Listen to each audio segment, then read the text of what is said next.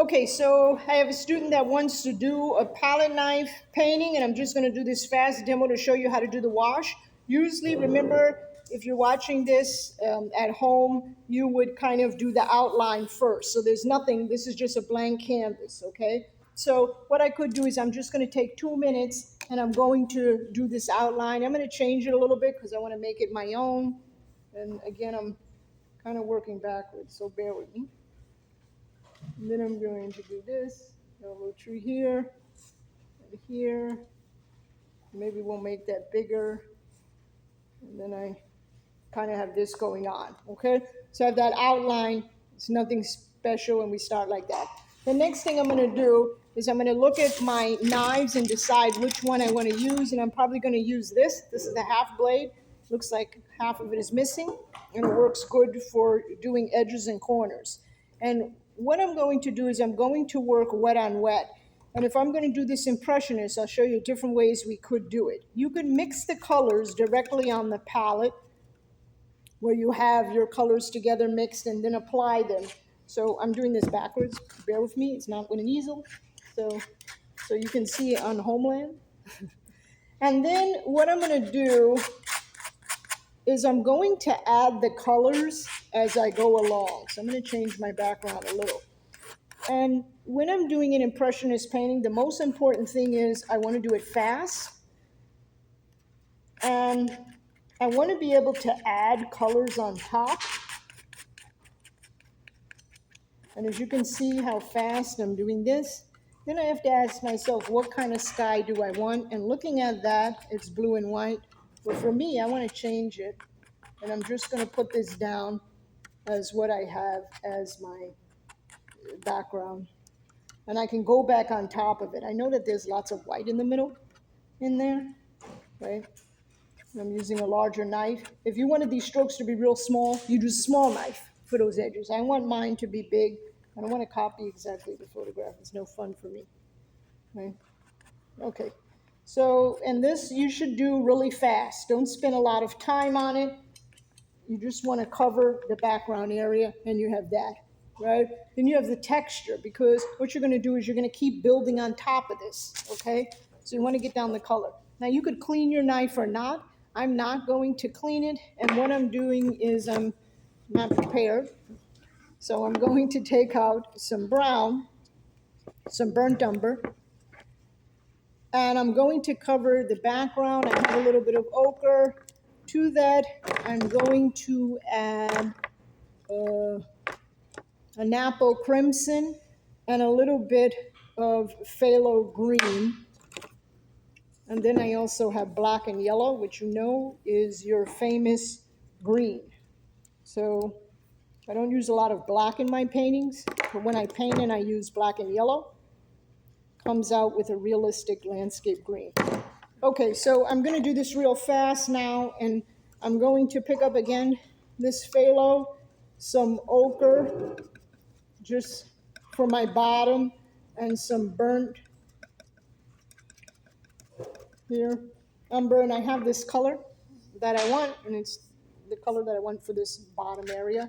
And what I'm going to do is, I know this is the darkest color, so I'm just going to lay it, just across here. And when I paint with the palette knife, I also mix the colors. I'm sorry, I'm doing this backwards. I also mix the colors on the canvas. So I'm pulling this down, and I'm just trying to cover this whole area with this color. And when I do it, if I see browns in areas or greens, I keep adding them as I see them. So I'm mixing directly on the palette. I'm doing it fast. And I really want to get all these different color greens. Do you see how I'm really incorporating all these different color greens? I don't want them to be like just one color. Then I have a chance where I can go back and I can build that up. And I want to do this real fast again, looking at my shadows and where they are. And then I decide, do I want more green? Do I not? And I have all those colors lined out. I think that what happens is with students, they get too involved and they have to think that they have the right color right away. And all these colors are going to work for you. Okay? So And this is just what we call masking it out. So I would cover this. Okay, and I have this bottom area covered with all those colors. Now, the next thing is I'm going to do that middle part. So I'm going to use a little knife. And again, I'm just putting it down at this point. So let's pretend we have trees here. I'm just going to make these shapes. They don't even have to make any sense at this point. I'm just defining where I want these shapes to be. Okay. There's one here. Maybe there's one here. This is going to be another tree. Okay, the other thing is now I'm going to go back and I'm going to do this color behind it, which is a little bit darker. So it's this dark blackish green. I'm going to fill it in between here. I'm going to use my knife on the side.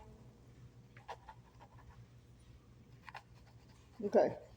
And now I'm going to change this color because I don't like it in the photograph. And I'm going to make this brighter because that's where there would be some kind of light. And again, I'm using the same similar palette. The only thing is I'm adding yellow to it to drastically change that color a little bit. And some brown. I'm just going to cover this very fast. And this is where you should be when you start off. Okay, so this is the first step, and I didn't spend a lot of time, as you can see, not even stressing about it. What it looks like. It's exactly what I want at this point. Okay, so I have this. Okay. It looks good. You did a good job. Okay, so that's step one. Now we have to start then refining this and changing it. And we have to wait until this dries. If you don't want to wait until it dries, what you could do, and again, my palette is still varied. I have all of these colors all mixed together. What I'm going to do is now I'm going to start looking at where the shadows are. So maybe like I have, I'm going to make this up. Maybe I have a shadow here. And I'm just going to start putting this down because I know, and you see I'm not pressing hard? And I know that I'm going to go back over this kind of area. Maybe let's make this a tree and make this, somewhat of a shadow. And we're just doing it fast. This is if you want to do it fast. If you do it slow, and when you have oils, you see how I can't press that much? And I'm going to change this whole background here anyway. Let's give this a thing here. And let's give this a shadow. Okay? And now I'm going to start changing this background now that it's wet on wet. And I'm going to play with it because these strokes that are like really large, they don't really make any sense. But what I want to do is I want to build up the background so I have this texture going. So then I can put my colors that I want to on top of it. So this is just kind of like my masking out. You can see I'm smoothing this area where it's all kind of smooth. It has that Prussianist kind of feeling now. We're going to be, and I'm smoothing this out, and I get this. And I want to do the same with what's above. And the illusion of when I'm painting this is I want to make everyone think that I put lots of paint on here, and it took a very long time to do.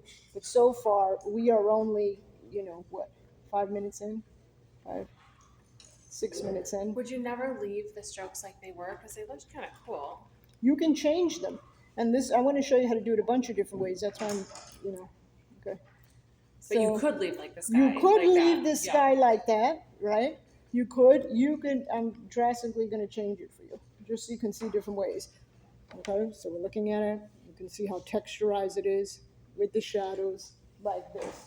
Now I can change the sky. So let's say I don't like it. Okay, so don't get attached to it in TV land because we're going to change it. Okay, so it's just a demo, right? He'll live with it. So what I could do is I could change it. When I use my half blade, and then I could layer. You see other colors lightly on top. Like say the light is coming from here.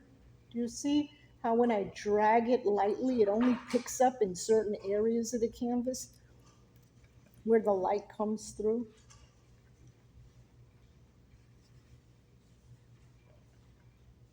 okay? And I could keep doing that.